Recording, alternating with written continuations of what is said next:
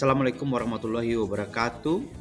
Pada kesempatan kali ini kita akan membahas mata kuliah kewarganegaraan dengan tema Tantangan Ketahanan Nasional Indonesia. Tujuan pembelajaran ini adalah mahasiswa mampu menjelaskan konsep ketahanan nasional dan bela negara. Kedua, menganalisis tantangan aktual ketahanan nasional Indonesia. Ketiga, memberikan alternatif atau solusi berbasis data dan nilai Pancasila.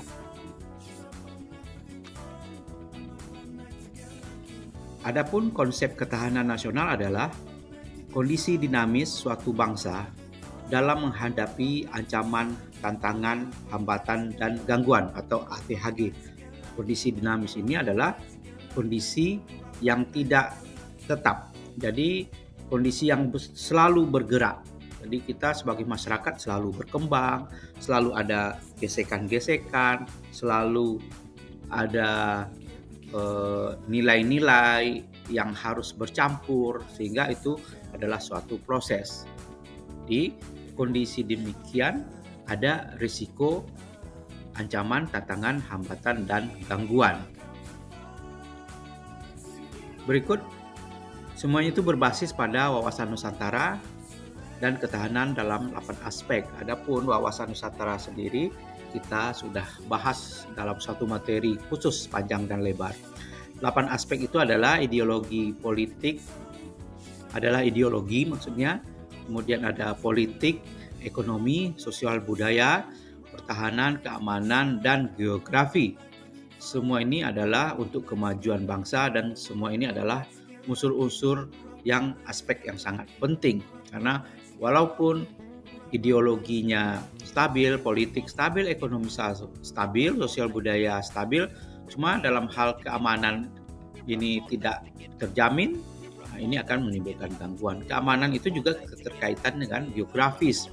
Keamanan di dalam, internal. Kalau kita sudah aman, ya berarti kita dapat bermasyarakat dengan baik. Cuma kalau regional wilayah kita, tetangga negara atau yang lainnya itu ada konflik, tidak aman, maka hal ini juga akan mengganggu. Urgensi ketahanan nasional. Tentu saja ketahanan nasional ini sangat penting dalam hal menjaga integrasi negara kesatuan Republik Indonesia. Menjaga integrasi kesatuan negara Republik Indonesia. Kemudian menghindari disintegrasi sosial, menghindari perpecahan-perpecahan. Yang ketiga, mendukung pembangunan berkelanjutan. Kita tahu bahwasannya pembangunan itu ada tahap jangka panjang 20 tahun ke atas, menengah 5 tahun, ataupun jangka pendek 1 tahun. Dan kita tahu sumber daya alam di kita itu ada sumber daya alam yang harus kita manfaatkan dengan mempertimbangkan pembangunan berkelanjutan di masa yang akan datang. Jangan hanya kita mengambil hasil tambang sebanyak-banyaknya ataupun dikelola oleh bangsa asing sebanyak-banyaknya tanpa memikirkan anak cucu kita 50-100 tahun yang akan datang. Ini harus kita sesuaikan dengan konsepnya. Kemudian juga untuk memperkuat kedaulatan dan eksistensi Indonesia di dunia internasional. Kita tahu bangsa Indonesia ini beragam suku dan bangsa, wilayahnya juga beragam, dan negara kepulauan pula terdiri dari 17.000 lebih pulau. Dan tentu saja kedaulatan dan eksistensinya itu harus dijaga untuk menghadapi tantangan terutama dari dunia internasional. Di sini konsep bela negara itu adalah kesadaran warga negara untuk ikut serta dalam pertahanan negara secara non-militer. Jadi kita harus mempunyai mental yang kuat dan ikut berpartisipasi sebagai warga negara untuk mempertahankan negara. Semua itu diatur dalam Undang-Undang Dasar 1945 pasal 27. ayat 3 dan Undang-Undang Nomor 3 Tahun 2002. Kita sendiri sudah tahu Undang-Undang Dasar 1945 adalah poros induknya undang-undang di Indonesia bersama Pancasila. Sedangkan Undang-Undang Nomor 3 itu undang-undang artinya apa? Undang ini artinya peraturan yang dibuat dan disetujui oleh Presiden dan DPR, Dewan Perwakilan Rakyat. Kemudian bentuk dari bela negara itu adalah disiplin dalam kerja, menjaga harmoni, menjaga keseimbangan, taat akan hukum, hingga pengabdian profesional. Jadi konsep bela negara ini tergantung pada status kita masing-masing. Anda sebagai mahasiswa itu apa? Anda harus belajar sebaik-baiknya, berbakti pada nusa dan bangsa, menjaga harmoni. Saat ini setiap warga negara ini mempunyai konsep, mempunyai peran yang besar dalam menjaga harmoni. Salah satunya apa? Anda mempunyai smartphone yang mana Anda bisa berkomen, Anda bisa melike sesuatu, sehingga peran Anda itu ada gitu. Bisa jadi hanya Anda melike gitu ya, slogan-slogan yang membawa pada keharmonisan, persatuan dan kesatuan. Nah, itu sudah ada peran itu. Sumber historis ketahanan nasional yang pertama, sejarah perjuangan kemerdekaan melawan penjajah. Indonesia merdeka 17 Agustus 1945. Pernah dijajah oleh Portugis, Spanyol, kemudian Jepang dan Belanda. Mungkin dalam hal ini Portugis, Spanyol itu sebelumnya itu dalam misi dagang ya. Cuma kalau yang dijajah itu tercatat bahwa pernah dijajah oleh Jepang tahun 1942 sampai 1945. Kemudian Belanda selama 3,5 abad. Kemudian sumber historisnya kita mempunyai nilai gotong royong dan semangat kolektif ya. Kita selalu bersama-sama, merupakan masyarakat bersosialisasi ya, saling menguatkan dan bekerja sama atau gotong royong. Kemudian pemikiran geopolitik Soekarno dalam konsep wawasan Nusantara. Bahwasanya Bung Karno ini sebagai proklamator bersama Bung Hatta, dan beliau juga Bapak Persatuan Kesatuan Indonesia. Geopolitik dalam hal ini adalah letak geografis kita, kemudian peran kita dalam dunia internasional. Nah, Bung Karno pernah mengundang atau mencetuskan gerakan non-blok ya di Bandung, kebanyakan dari negara-negara Asia dan Afrika. Latar belakang atau sumber sosiologis dan politik ini yang pertama, keberagaman suku, agama, dan budaya. Kita bukan masyarakat yang homogen ya, tapi kita adalah masyarakat yang heterogen, berlatar belakang suku, agama, ras yang berbeda-beda. Kemudian dalam hal ini sumber sosiologis dan politiknya pastinya seluruh masyarakat ya, baik Indonesia atau internasional, itu menuntut masyarakat akan keadilan dan pemerataan, di mana kita sudah bersepakat kita menjadi suatu bangsa. Berarti sumber daya alam itu harus adil dan merata untuk, dan semua warga negara diberi kesempatan untuk mengelola dan memajukan perekonomian negara, bebas berinovasi dan dibela hak-haknya seperti itu. Kemudian yang ketiga, demokrasi Pancasila sebagai sistem politik, dan bahwasanya kita sepakat bahwasanya kita adalah negara berasaskan demokrasi. Ada sistem trias politika.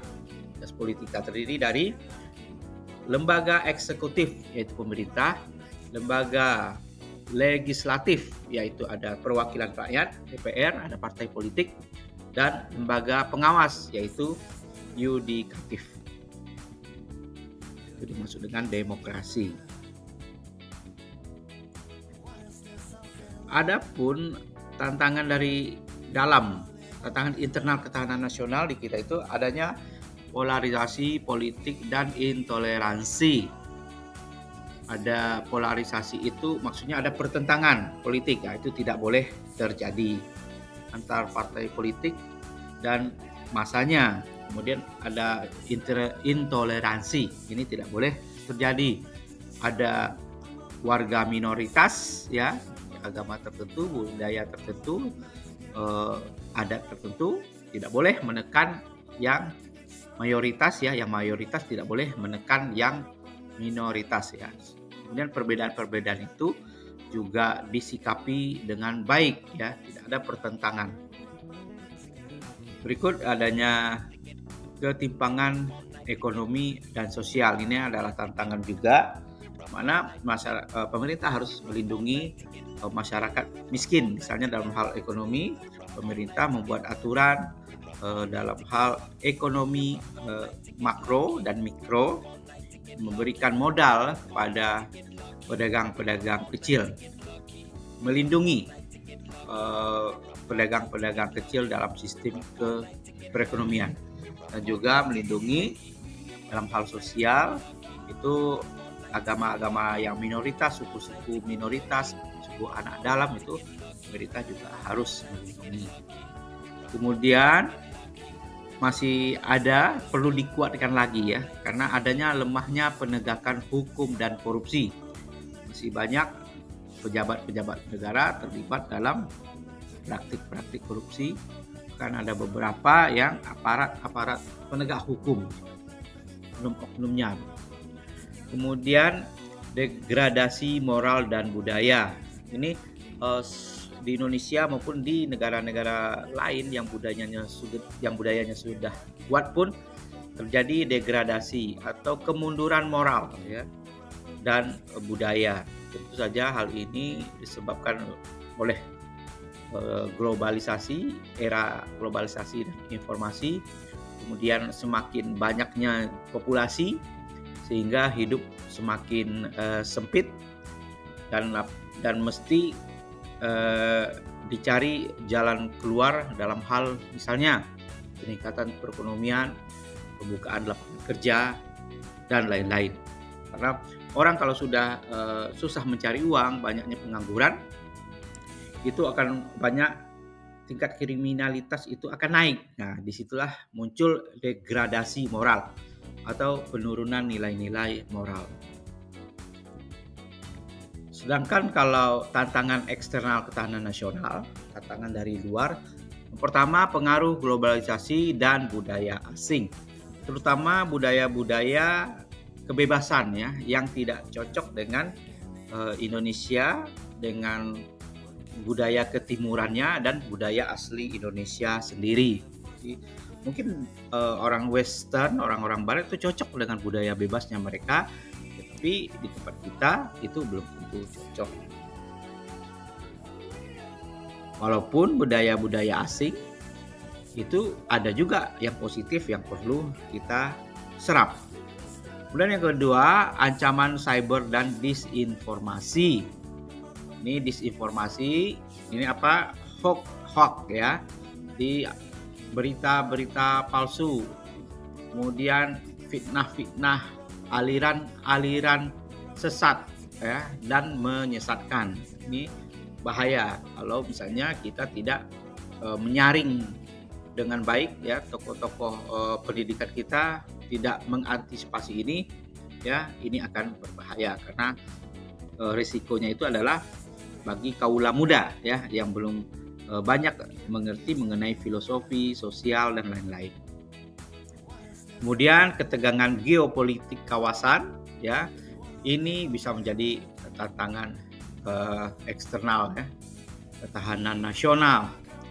Seperti di Timur Tengah, ya, terjadi konflik, ya, akhirnya Indonesia juga akan terbawa-bawa. Itu yang masalah yang jauh di Timur Tengah, apalagi kalau misalnya terjadi di kawasan Asia Tenggara, tegangan antara Thailand dan Kamboja. Nah, itu, ya, kita perannya sebagai apa? Dan alhamdulillah Indonesia banyak berperan dalam hal mendamaikan perang antara dua negara terutama di ASEAN. Berikut ketergantungan akan ekonomi global. Ini pasti ya, kita bergantung ke negara lain, terutama dalam hal misalnya teknologi ya. Teknologi orang lain lebih canggih ya, kita impor ya, kita beli jasanya. Kemudian juga bahan-bahan seperti kedelai kita masih ada juga dari Amerika, dari Brazil, kopi dan lain-lain. Jadi kita harus menjadi negara yang produktifnya maksimal, konsumtifnya minimal, sehingga kita menjadi negara yang mampu berdiri sendiri. Walaupun sebenarnya tidak ada satupun negara yang bisa berdiri sendiri, tapi kita harus berusaha memaksimalkan produksi kita dan meminimalkan konsumsi kita. Berikut isu-isu terkini atau studi kasus aktual dalam hal tantangan ketahanan nasional di Indonesia. Yang pertama, ini konflik Papua dan isu separatisme. Separatisme itu adalah keinginan untuk memisahkan diri, separate ya. Kemudian konflik Papua ini sebenarnya sudah lama berlangsung, di mana adanya organisasi-organisasi yang ingin memisahkan diri dari Indonesia. Gerakan mereka tidak hanya di Papua itu sendiri, tetapi juga sampai ke luar negeri. Bahkan tokoh-tokohnya itu ada di luar negeri.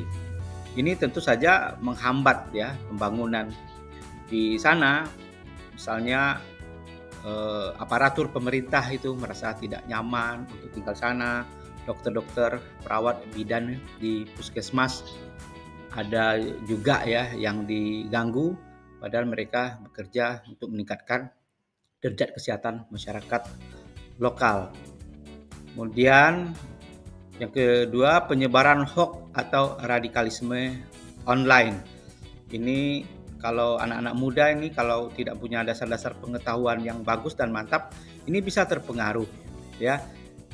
Anda sebagai seorang mahasiswa perguruan tinggi harus bisa membedakan mana itu hoax, mana itu berita yang aktual.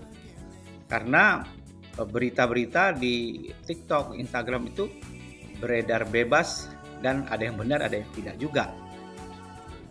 Kemudian ada pengaruh ideologi transnasional.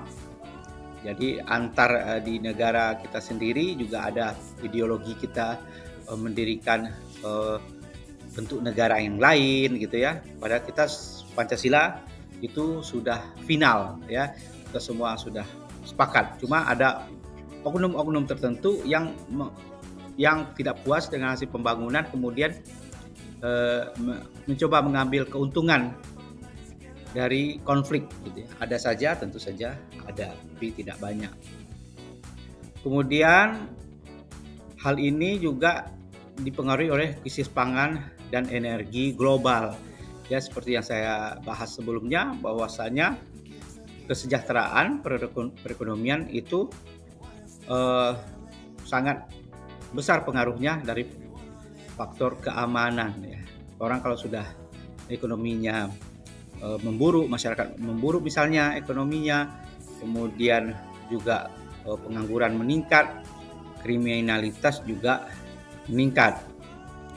Jadi ini harus diantisipasi oleh pemerintah dan masyarakat sendiri. Strategi membangun ketahanan nasional, pertama pendidikan karakter dan Pancasila. Ya, kita tahu dari TK, sekolah dasar, sekolah menengah pertama, sekolah menengah atas, bahkan perguruan tinggi, banyak mata kuliah umum yang kembali kita mengingatkan akan persatuan dan kesatuan karakter bangsa Indonesia yang berdasarkan Pancasila. Pancasila sudah final. Kemudian pastinya pemerataan pembangunan ya, masyarakat sudah bosan kalau misalnya cuma dijanji-janjikan saja pembangunan di wilayah tertentu saja, di Jawa saja, di Sumatera saja. Atau bagaimana di daerah timur, bagaimana masih susah sinyal, masih tidak ada listrik. Jadi pemerintah selalu ya memprioritaskan pembangunan untuk di wilayah-wilayah timur dan terpencil lainnya. Kemudian reformasi hukum dan tata kelola pemerintahan sudah semakin baik ya. Reformasi hukum sudah semakin baik dilakukan, terutama dalam hal memanfaatkan teknologi informasi, buka pengaduan-pengaduan. Kalau ada ketidakpuasan masyarakat bisa foto-foto sendiri, kemudian ada tempat-tempat yang bisa melaporkan oknum tersebut. Kemudian penguatan industri strategi dan teknologi nasional. Ini tentu saja sangat penting ya, teknologi nasional itu pemerintah memegang penting dalam menguasai informasi, karena informasi itu adalah orang yang mempunyai informasi itu adalah orang yang akan menguasai. Jadi untuk hal tersebut pemerintah sudah banyak ya meluncurkan aplikasi dengan tujuan untuk melayani masyarakat. Kemudian juga industri strategis, kita punya kekayaan alam yang luar biasa, mulai dari hasil tambang, ikan, kebun dan lain-lain ya, mineral terutama. Jadi jangan hanya diambil mentahnya saja, kalau bisa diolah di Indonesia. Jadi ada hilirisasi, istilah hilirisasi itu sumber daya alam yang kita ambil tidak hanya mentah saja, tapi diolah sampai ke produknya, kemudian baru diekspor ke luar negeri. Jadi kita akan menjadi negara yang semakin kaya. Kita menerapkan hilirisasi. Peran mahasiswa dan profesi kesehatan, yang pertama membentuk ketahanan sosial melalui layanan kesehatan. Di insan-insan kesehatan harus mau melayani seluruh masyarakat Indonesia, tidak membedakan suku, agama, ras. Kalau Anda bekerja sebagai pegawai pemerintah, bersedia ditempatkan di mana saja. Pemerintah sendiri sudah menyiapkan program-program untuk melayani masyarakat jauh. Misalnya Nusantara Sehat ya. Banyak tenaga kesehatan dikirim sebagai tenaga kontrak, kemudian bekerja di Maluku, Maluku Utara, Papua, dan wilayah terpencil. Kemudian diberi kemudahan untuk menjadi PNS ataupun P3K dan untuk melanjutkan studi. Kemudian yang kedua, menjadi agen perubahan berbasis nilai nasionalisme. Di para mahasiswa, terutama mahasiswa kesehatan, harus menjadi agen perubahan, orang-orang yang mengerti mengenai nilai nasionalisme. Dan kita tahu bahwasanya provokator-provokator itu ada di masyarakat banyak ya. Jadi hal ini harus diantisipasi. Kemudian mendidik atau mengedukasi masyarakat dalam hal isu-isu strategis. Jadi kalau sudah jadi mahasiswa, Anda jangan diam saja. Anda sudah mulai pintar, Anda banyak terpapar ilmu pengetahuan, baik itu pengetahuan medis ataupun pengetahuan ya seperti perkuliahan kewarganegaraan ini. Anda juga harus bercerita di luar. Kan mungkin bikin video-video yang bagus ya, meningkatkan nasionalisme. Relevansi di perguruan tinggi kesehatan, yang pertama penerapan bela negara melalui etika profesi. Pertama itu menerapkan etika profesi Anda masing-masing. Ada bidan, dokter, perawat, gizi, farmasian gitu ya. Dalam hal tujuannya melayani masyarakat, dalam hal untuk meningkatkan kesejahteraan masyarakat dan dihubungkan dengan bela negara. Dia tadi menangkal disinformasi medis. Ini banyak sekali terjadi. Misalnya pada permasalahan COVID, permasalahan vaksin, Anda harus menjadi perpanjangan tangan program-program pemerintah. Vaksin ini begini, kemudian isunya ada lagi konspirasi dan lain-lain. Anda harus ikut yang pemerintah sampaikan, dorongnya adalah pemerintah. Anda perpanjangan tangan untuk menyampaikan ke masyarakat mengenai isu-isu tersebut. Jangan Anda pula yang bikin hoax gitu ya. Jadi harus menjadi lebih cerdas, lebih pintar. Kemudian berkontribusi dalam krisis kesehatan nasional. Di mahasiswa ini, walaupun perguruan tinggi, apabila terjadi wabah, apabila krisis kesehatan, itu mempunyai kontribusi yang besar. Bila terjadi bencana, jadi ada program pemerintah yang namanya tenaga kesehatan cadangan. Ini para dosen di perguruan tinggi dan para mahasiswa itu bisa menjadi potensi untuk dijadikan tenaga cadangan kesehatan.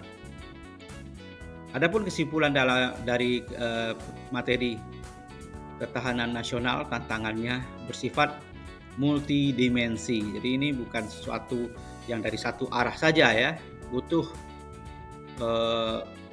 dimensi-dimensi ilmu-ilmu yang lain ya. Ada ilmu sosial, ilmu budaya, dan juga ilmu medis untuk mempertahankan ketahanan nasional. Kemudian tantangan itu bersumber dari internal dan eksternal. Kita harus sadar bahwa tantangan untuk ketahanan nasional itu bisa dari masyarakat sendiri, ada juga bisa dari luar. Kemudian dibutuhkan kesadaran kolektif dan aksi nyata, termasuk dari kalangan akademik dan tenaga kesehatan. Aksi nyata kalau dari kalangan akademik dan tenaga kesehatan apa? Yang menyebarkan pemahaman-pemahaman yang baik ya. Buat video-video mengenai pentingnya ketahanan nasional, bela negara, dan lain-lain. Demikian materi kali ini. Ini ada beberapa referensi yang Anda baca, dan jangan lupa untuk nambah referensi dari sumber-sumber lain. Billahi taufiq wal hidayah. Assalamualaikum warahmatullahi wabarakatuh. Salam sehat, salam sejahtera.